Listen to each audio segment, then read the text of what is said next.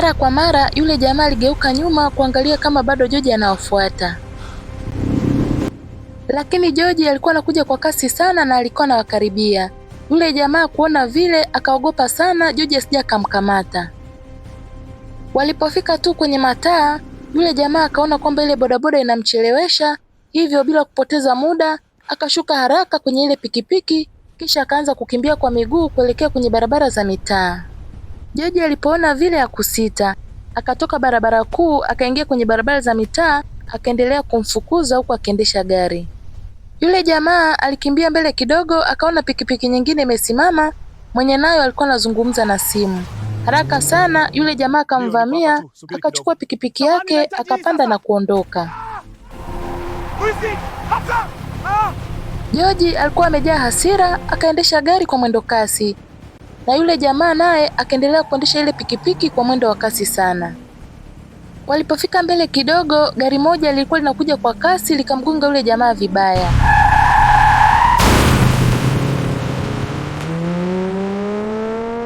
Lile gari lilomgonga likusimama. George alipoona lile tukio akashtuka sana, haraka akasimamisha gari lake pembeni, akashuka na kukimbia pale alipokuwa amelala yule jamaa. Alipomfikia akamkuta amelala chini ajitambui kabisa. George akazidi kupaniki, akasema kwa hofu, "Jamani, huyu jamaa."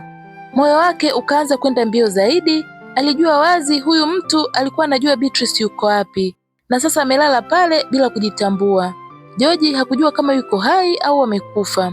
Akabaki amesimama pale akiwa amepigwa butwaa.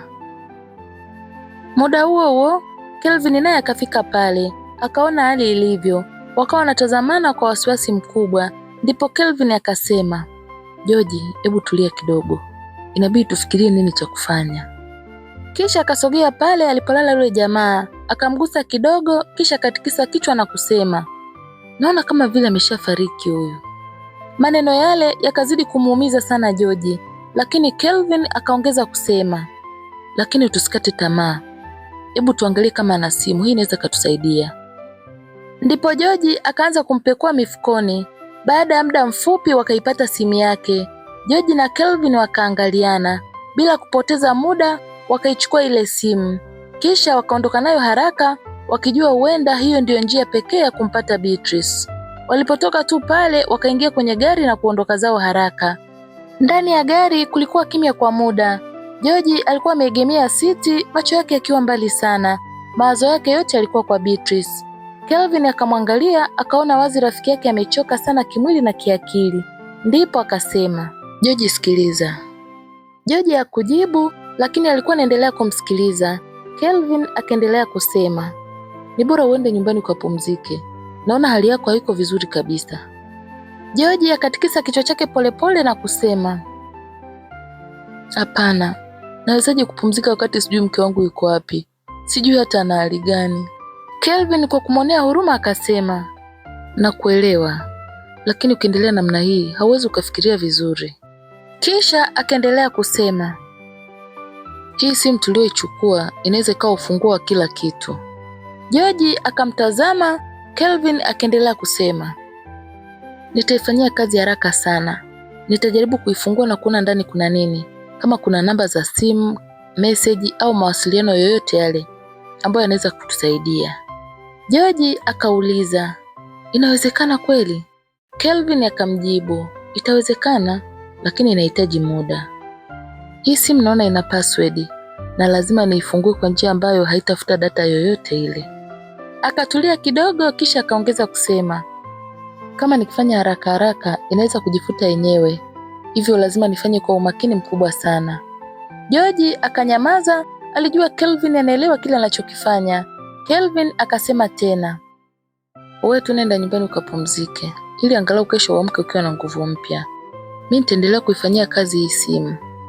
George alikuwa bado na hofu, lakini akaona ni bora muache Kelvin aendelee na kazi yake. Ndipo akasema, "Sawa, lakini tafadhali naomba ukipata chochote kile uniambie mapema." Kelvin akamgusa George bega na kusema, "Usijali, mimi naamini kabisa tutampata Beatrice akiwa salama." Gari likaendelea kusonga, kila mmoja akiwa na mawazo yake, lakini matumaini yao yote kwa sasa yalikuwa kwenye ile simu. Walipofika ofisini kwa Kelvin, gari likasimama, George akashuka, wala hakusema mengi, akamwaga Kelvin. George akaingia kwenye taksi yake, akawasha gari na kuondoka kuelekea nyumbani. Alipofika nyumbani, akaingia sebleni, akakaa kwenye sofa. Alitazama tu mbele bila kuona kitu, akajaribu kujilaza lakini hakupata usingizi hata kidogo. Alijikuta akikaa tu pale, kichwa chake kikiwa kimejaa mawazo mengi sana. Alianza kujiuliza tena na tena, je, Beatrice yupo hai? Yupo salama kweli? Ni nani hasa amemchukua mke wake na kwa nini amemchukua? Alishika simu yake mara kadhaa akitazama kama vile itaita muda wowote, lakini bado kimya kilikuwa kinatawala. Usiku ukaendelea kusonga, lakini kwa George usingizi haukuwepo kabisa. Alibaki pale sebleni akiwa na hofu, maumivu na upendo mkubwa sana kwa mke wake. Asubuhi ilipofika, George alikuwa bado amekaa pale sebleni. Hakuwa amelala hata dakika moja. Macho yake yalikuwa mekundu kwa ajili ya uchovu na mawazo mengi. Ghafla simu yake ikaanza kuita. Alishtuka, akaiangalia kwa haraka, moyo wake ukidunda kwa nguvu akidhani labda kuna taarifa yoyote kuhusu Beatrice. Lakini alipoiangalia alikuwa ni mama yake Beatrice. George akapokea haraka. Baada ya salamu, mama yake Beatrice akauliza, Beatrice hapokei simu yangu tangu jana, yuko wapi? George kwa huzuni akasema, Beatrice hayupo. Kuna watu wamemteka jana jioni akiwa dukani. Upande wa pili wa simu ukawa kimya ghafla. Mama Beatrice alishtuka sana, kisha akasema, unasemaje George? Wamemteka? Akina nani? Sijui mama. Mama yake Beatrice akazidi kuogopa, akauliza, umeshatoa taarifa hizo polisi? Ndiyo, nilitoa jana taarifa, lakini mpaka sasa sijui Beatrice yuko wapi. Sijui ni nani amemchukua na kwa nini kamchukua. Habari ile ilikuwa nzito sana kwa mama yake Beatrice. Moyo wake ukaumia sana. Mungu wangu, mbona sielewi? Baada ya simu ile, mama yake Beatrice hakutulia. Haraka akamweleza mume wake kile kilichotokea.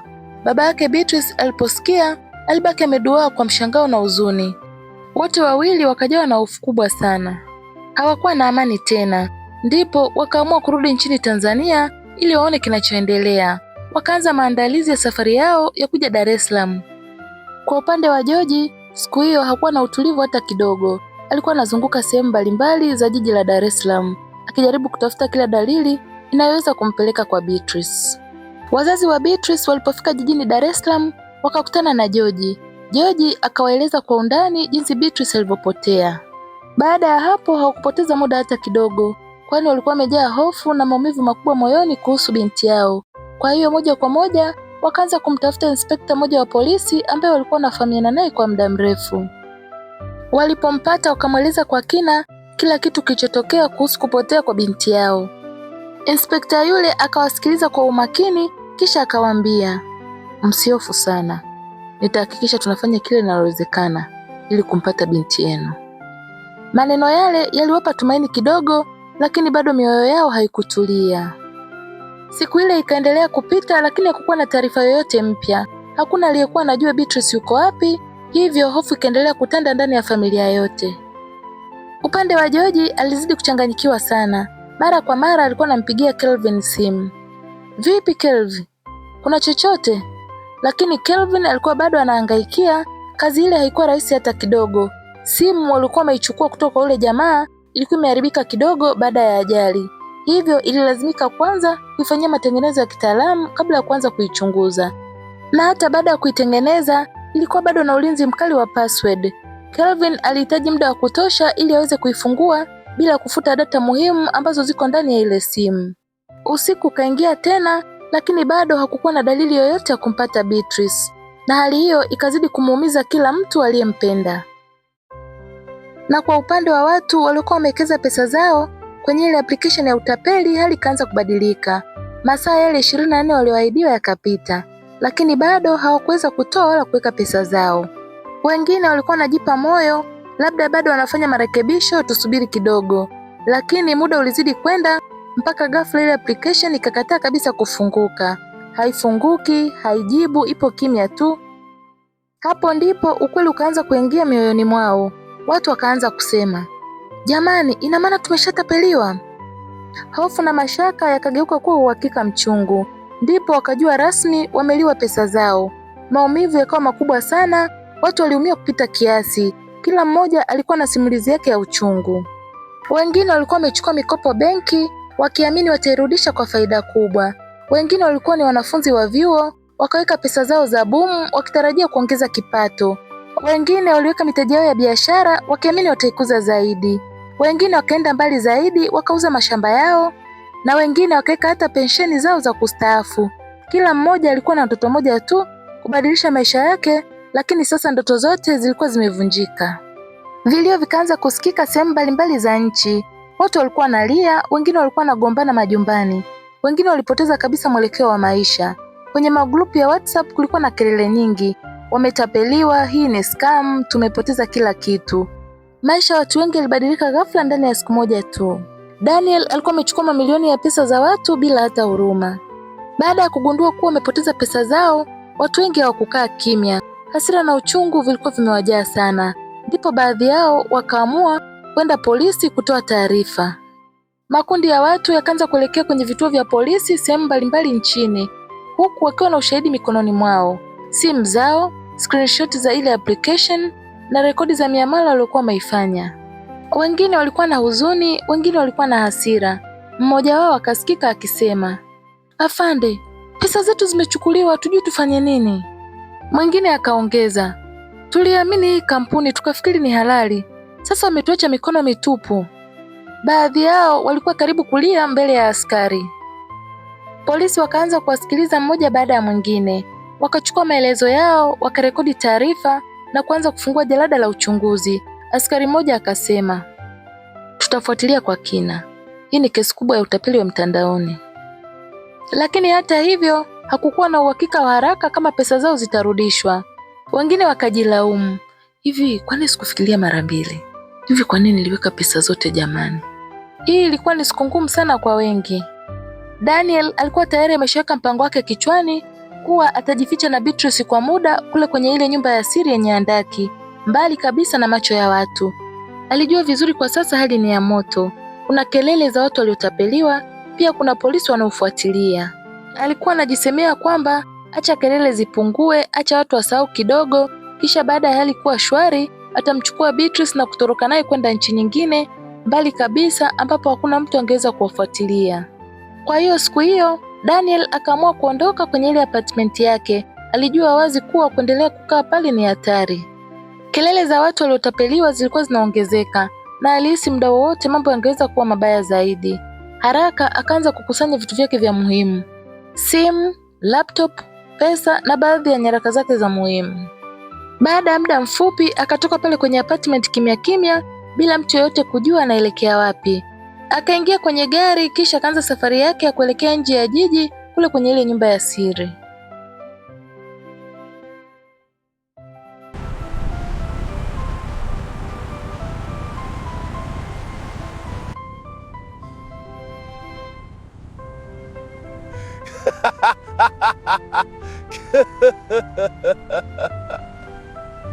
Daniel alipofika kule kwenye ile nyumba ya siri, akateremka haraka na kuelekea moja kwa moja kwenye lile handaki.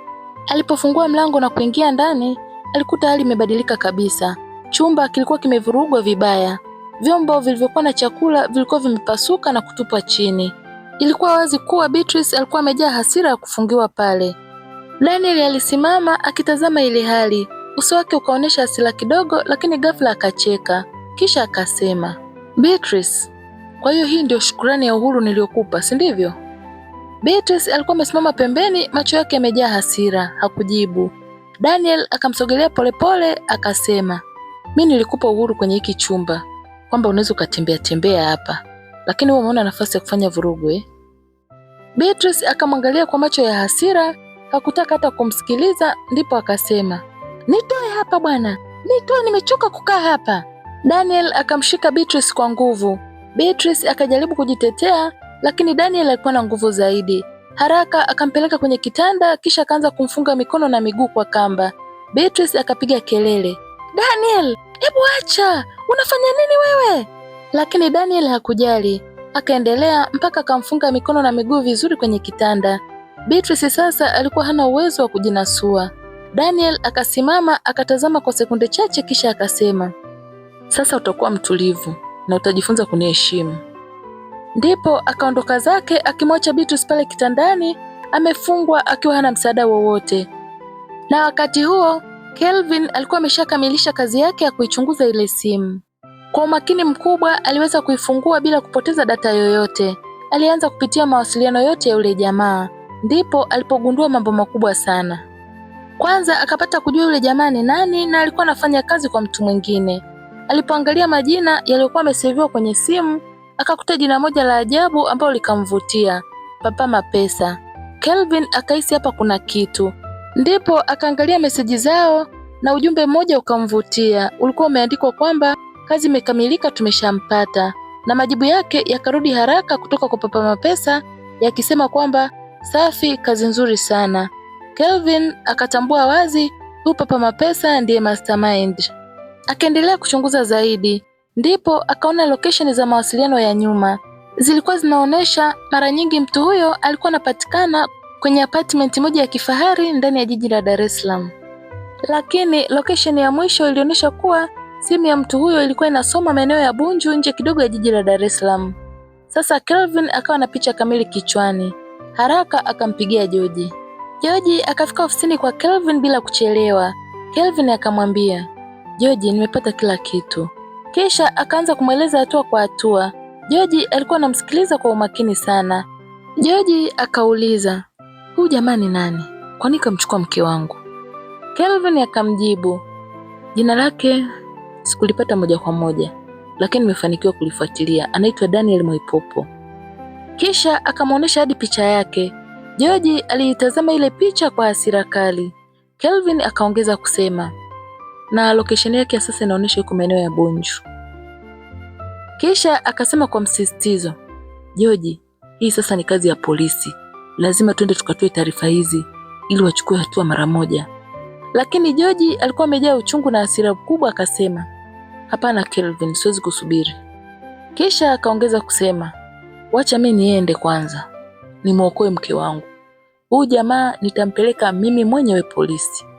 Kelvin akajaribu kumzuia. George, hii inaweza ikawa hatari sana kwako. Lakini George hakumsikiliza. Moja kwa moja akatoka pale ofisini kwa Kelvin, akaingia kwenye taksi yake, akawasha gari na kuondoka kwa kasi kuelekea maeneo ya Bunju.